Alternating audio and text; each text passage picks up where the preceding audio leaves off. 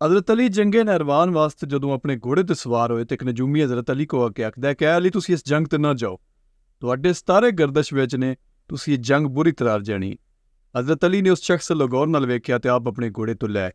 आपने फरमाया अच्छा तू सतारे दे हाल जानना है।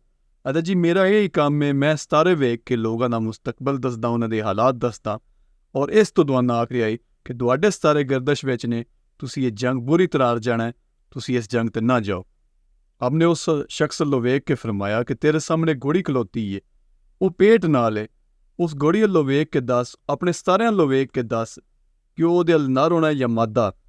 वो शख्स खामोश रहा तो आपने फरमाया कि तू तो कह रहे हैं कि मैं तो सतारियां दे हाल जानना, तू तो अपनी अखां दे सामने एक मौजूद चीज़ दे हाल भी ना जानदा। वो जदों शख्स दोबारा खामोश रहा तो आपने फरमाया कि अच्छा ये दस जदों कोई तारा टुटदा है तो उठ उत्ते केड़ी हरकत जाहिर होंदी है।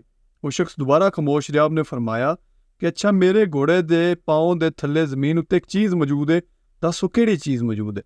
वो शख्स दोबारा जदों खामोश रहा तो आपने अपनी दलेर आवाज़ में फरमाया ऐ शख्स याद रखी, ये जंग अली दी बेहतरीन जंगां विचों एक जंग होने वाली है, जिस विच साढ़े 10 लोग भी शहीद नहीं होणगे और दुश्मनों के 10 लोग भी नहीं बचणगे और तारीख गवाह है कि हज़रत अली ने करके विखाया।